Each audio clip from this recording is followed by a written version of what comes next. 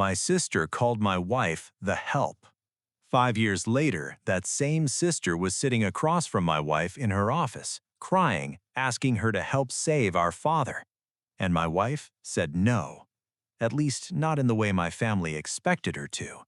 That answer almost destroyed what was left of our relationship with my sister. But to understand why my wife said it, you have to understand how my family treated her long before they ever needed anything from her. My name is Aaron. I'm 35, and I work as a civil engineer in North Carolina. I grew up in the kind of family that would never openly describe itself as elitist. We didn't have private jets. Nobody had a mansion. But education mattered. Titles mattered. Careers mattered. My father owned a successful commercial construction company before he retired. My older sister Brooke has an MBA and spent most of her career in corporate consulting. I became an engineer. In my family, whenever someone asked what you did for a living, your answer was supposed to sound impressive. Then I met Lena. She was 29, and she was a home health aide. The first time I saw her, she was arguing with a pharmacist, not screaming, not being rude, just refusing to leave. I was standing behind her in line, impatient because I was late for a meeting. She had an elderly woman sitting beside her in a wheelchair. The pharmacist kept explaining that one of the woman's prescriptions wasn't covered.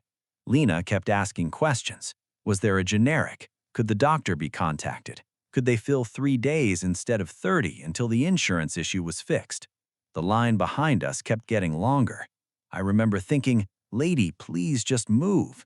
Then the older woman reached for Lena's hand and quietly said, "I'm sorry, I'm such a problem." Lena immediately crouched beside her. She said, "You are not the problem. The problem is the problem. We're going to fix it." Something about that sentence stuck with me. Eventually, the pharmacist found a solution. Lena thanked him, gathered the woman's things, and started pushing the wheelchair toward the door. As she passed me, I said, "You're persistent." She looked at me. "I get paid to be." Then she walked away. I saw her again 2 weeks later at a coffee shop near the same pharmacy. This time she was alone. I recognized her immediately. She did not recognize me at all. I reminded her, "The pharmacy, you held 20 people hostage over a prescription." She stared at me for a second. Then she laughed. "That was you?" "That was me." "Were you the guy aggressively checking his watch?" "I was." That was our first real conversation. Lena had started nursing school when she was 21, but dropped out after her grandmother developed dementia. Her mother was gone. Her father lived across the country, and there wasn't anyone else willing to take responsibility, so Lena did. She told herself she would go back to school the following semester, then the following year. Then life happened. Her grandmother needed more care.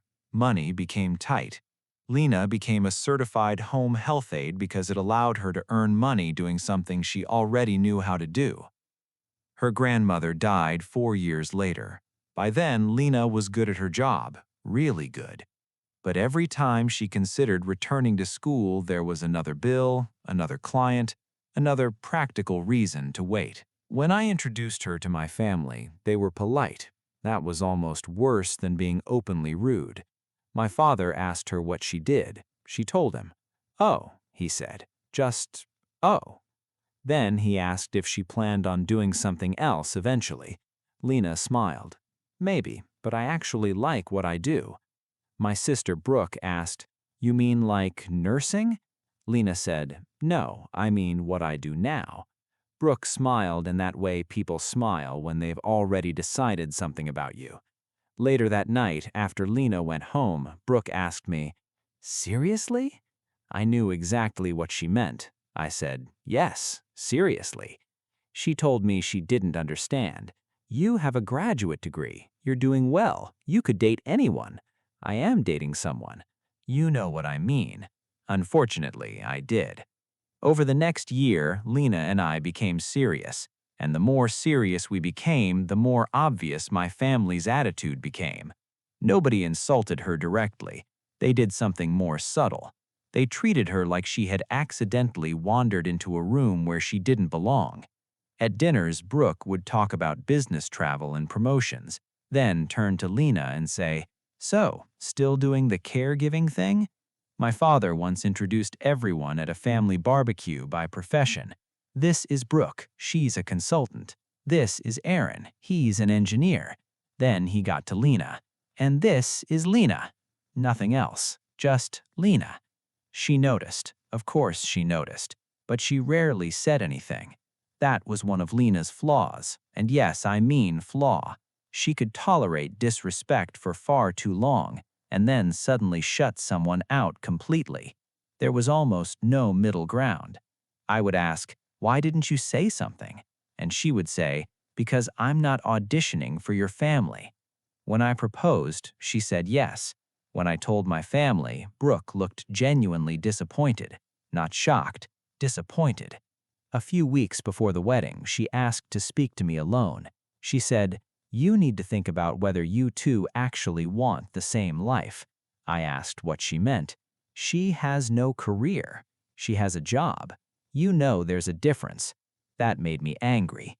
I said, "She works harder than almost anyone I know." Brooke shrugged. "I'm not saying she's lazy. I'm saying you're going to spend your life carrying someone who never really built anything for herself." I told her the conversation was over. I thought that was the worst thing she would ever say about Lena. I was wrong. On our wedding day, maybe 20 minutes before the ceremony, I walked behind the venue because I needed air. Brooke was outside talking to one of our cousins. She didn't know I was there. I heard my cousin say, "Well, at least you'll never have to worry about finding someone to take care of your parents." Brooke laughed, and she said, "Apparently Aaron decided to marry the help." I stepped around the corner. Neither of them laughed after that.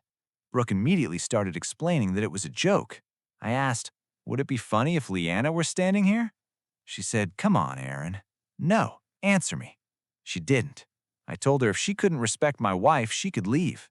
Brooke started crying, then she became angry because I had misunderstood her. My father got involved, then an uncle. Suddenly, 20 minutes before I was supposed to get married, I was standing behind a venue arguing with half my family. Leanna eventually found out. Not that day. I didn't tell her. I thought I was protecting her. 3 weeks later, one of my cousins did. That created the first serious fight of our marriage, not because of what Brooke had said, because I had hidden it. Leanna told me, "You don't protect me by deciding what I'm allowed to know." She was right. I apologized. Then she said something I still remember. "Your family thinks caring for people is what you do when you're not capable of doing something important." I told her they were wrong. She said, "I know." And that was the beginning of something I didn't understand at the time. About 8 months into our marriage, Leanna came home after a 14-hour shift and sat at our kitchen table. She looked exhausted. I asked what happened. One of her clients had been discharged from the hospital after a fall. His father lived 3 hours away. His son lived in another state. The family had money. What they didn't have was any idea how to coordinate his care. They had one company handling transportation, another sending aides, a pharmacy delivering medications, a physical therapist coming twice a week, a meal service, a cleaner, and nobody communicating with anyone else. Leanna said, "This happens constantly." Then she started describing what she would do differently. One point of contact, better scheduling, care plans that families could actually understand, fewer strangers rotating through people's homes, caregivers who were paid enough to stay. I listened for about 20 minutes. Then I asked, "Why don't you do it?" She laughed. "With what money?" We had savings, not a fortune, but enough to try something small. Lena refused. She said our savings were for a house. I said, "Houses will still exist next year." She said, "And if this fails?" "Then it fails." You say that like it's easy. It won't be. For weeks, we argued about it. Ironic, considering what my sister had accused Lena of. Brooke believed Lena had no ambition. The truth was almost the opposite. Lena was terrified of wanting something she might fail at. Eventually, she took the risk. We used part of our savings. But starting the company was nothing like opening a laptop one morning and deciding she was suddenly a business owner. The paperwork, insurance, licensing, certifications, and everything else took months. Eventually, she rented a tiny office above a dentist. Her first staff was Lena and 2 caregivers she already knew. I built her website. It was terrible. Nobody called. For almost 3 months, I thought we had made a huge mistake. Then they got one client, then another. Then they lost both. Lena cried in our kitchen one night and told me she wanted to quit. I reminded her that quitting was allowed. She became angry. I thought you believed in me. I do. Then why would you tell me to quit? Because believing in you doesn't mean requiring you to destroy yourself, proving everyone else wrong. That fight changed something. Until then, part of Lena's motivation had become revenge. She wanted my family to be wrong. She wanted every person who looked down on her to see what she could build. And it was exhausting her. After that, she changed how she approached the business. She stopped trying to prove something. She started trying to solve something. The company grew slowly, not magically. There was no viral post, no millionaire investor, no overnight miracle. Year 2, they had 9 caregivers. Year 3, 17. Year 4 nearly destroyed them because Lena expanded too quickly and lost a major client. We almost used the rest of our savings to keep payroll going. I won't pretend our marriage was perfect through any of that. It wasn't. There were nights I resented the business. There were nights Lena resented me for resenting it. There were birthdays she missed, a vacation we canceled, arguments about money, arguments about work, arguments about whether she was building a company or allowing the company to consume her. But we stayed honest, usually after being dishonest for 20 minutes first. By our 5th anniversary, Lena's company had 42 employees. Not an empire, not a company anyone outside our city would recognize, but it was profitable. Caregivers stayed. Families recommended them. Lena had built the thing my sister said she was incapable of building. And the strange part was that by then, Lena barely cared what Brooke thought. Then my father had a stroke. It happened on a Thursday morning. Brooke called me from the hospital. For a few seconds, I couldn't understand what she was saying. I just heard dad, ambulance, stroke, hospital. I called Lena. She canceled everything and met us there. My father survived, but recovery was going to be complicated. After rehab, he would need help at home, a lot of it. He was mentally present. He could speak, he could make decisions, but he couldn't safely live alone. And my father was determined to go home. Brooke immediately took control. That is what Brooke does when she's frightened. She controls things. She started calling agencies, looking at facilities, making spreadsheets, calculating costs. Then, one afternoon, she came into my father's room while Lena and I were there. She said, "I think the obvious solution is Lena's company." The room became quiet. Lena asked, "What do you mean?" Brooke looked confused. "For Dad." Lena said, "We can certainly talk about his options." "No, I mean your company can take him." Lena explained that they currently had a waiting list for full-time cases. Brooke stared at her. "He's your father-in-law." "I know." "So move him to the top." Lena said, "I can't do that." Brooke laughed, actually laughed. "What do you mean you can't?" "I mean, there are families who have been waiting. This is family." Lena remained calm. "That doesn't make the people waiting less important." I could see where the conversation was going, and I wanted it to stop. It didn't. Brooke asked what 24-hour home care would cost. Lena gave her an approximate number. Brooke's face changed. "That's ridiculous." "It's expensive. You expect Dad to pay that?" "That's what that level of care costs." Then Brooke said something that took me straight back to our wedding. "After everything this family has done for you?" Lena looked at her. I almost interrupted. I didn't. Lena asked, "What exactly has this family done for me?" Brooke had no answer. My father closed his eyes, and for the first time, I realized he looked embarrassed. Brooke left furious. I thought the conflict was over. Then I learned something I had not known about my father. He did not have nearly as much money left as everyone assumed. My father had earned well, he had saved well, he owned his house outright. But over the previous 7 years, he had given Brooke enormous amounts of money. Her divorce, legal fees, a failed consulting business, credit card debt, a down payment after she sold her previous home at a loss, then another loan that had never been repaid. Brooke didn't steal anything, that's important. My father had given it willingly. But he had given so much that paying for years of 24-hour care would eventually force him to sell his home. Brooke didn't want that. My father didn't want that.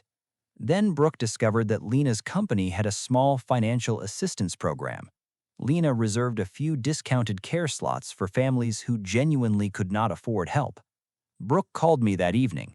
She said, "This solves everything." I knew immediately what she meant. I said, "No."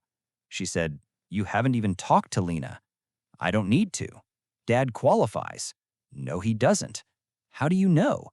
"Because Dad owns a paid-off house and chose to give hundreds of thousands of dollars away." Brooke went silent. Then she said, "So this is about me?"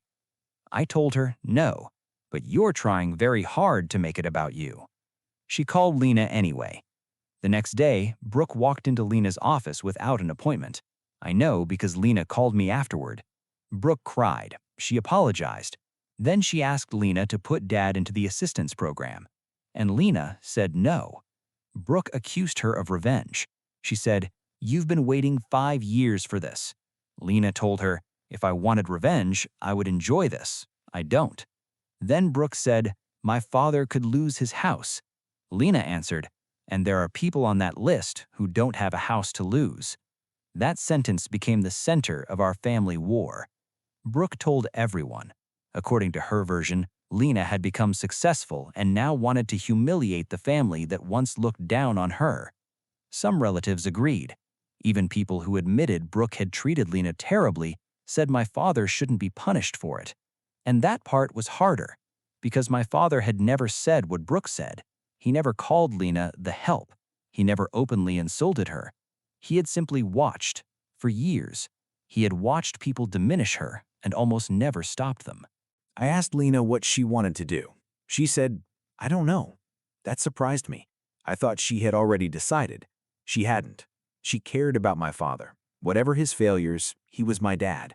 She didn't want him abandoned, but she also knew exactly who those subsidized spots were meant for. People living on Social Security, widows without family, people choosing between medication, food, and care. Giving one to my father because he was family would mean telling someone else to wait. Eventually, my father asked Lena to come see him alone. She went. She never told me everything they said. I didn't ask. But she told me the important part. My father apologized. Not, "I'm sorry you were offended." Not, "I'm sorry if things came across wrong." He told her he had looked down on her work. He admitted that when I first brought her home, he assumed she lacked ambition. Then he said, "I spent my career believing success meant making enough money that you never had to depend on anyone." He looked down at the wheelchair. "And now, I need someone to help me put my pants on." Lena cried when she told me that. My father told her he did not want the discounted slot. He said, "If I need to sell the house, I'll sell the house." That surprised Brooke more than anyone. The house was the place where we grew up. She thought selling it was unthinkable. My father disagreed.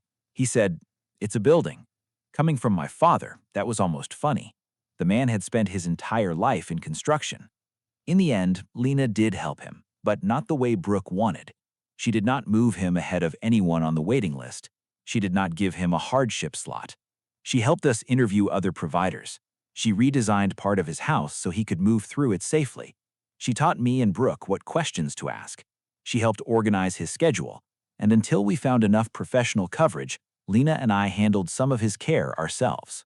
Eventually, my father made another decision. He sold the house. He moved into a smaller, accessible condo. The money from the sale gave him enough to pay for the care he needed without taking resources from anyone else. Brooke blamed Lena. My father told her to stop. Then he did something he probably should have done years earlier. He told my sister, "You don't get to disrespect someone when you think you're above them and demand favors when you discover you're not. Brooke left. They didn't speak for almost 2 months. Things are better now, not perfect. My father is still recovering. Some days are good, some aren't. Lena visits him, sometimes as his daughter-in-law, sometimes as the person who notices immediately that his walker is 2 inches too low and fixes it while lecturing him. Brooke and I speak, but carefully. She and Lena are civil. I don't think they will ever be close, and maybe that's okay. Not every apology earns a relationship. Not every family conflict needs a beautiful reconciliation. The strangest part is that Lena never got the big moment of revenge everyone assumed she wanted. There was no room full of people applauding her, no speech, no dramatic announcement.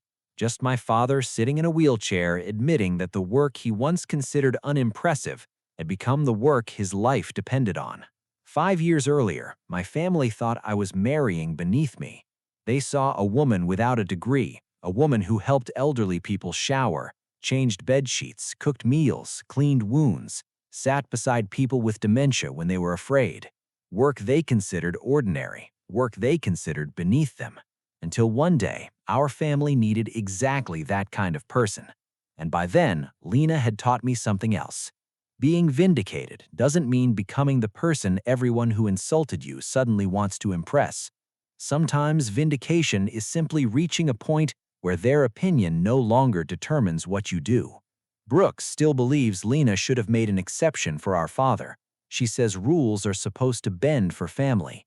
Lena believes that if she had moved him ahead of a poorer family because he happened to be her father-in-law, she would have become exactly the kind of person who once looked down on people like her. And me? I understand why my sister was terrified. I understand why she wanted to save the house. I even understand why she thought family should come first.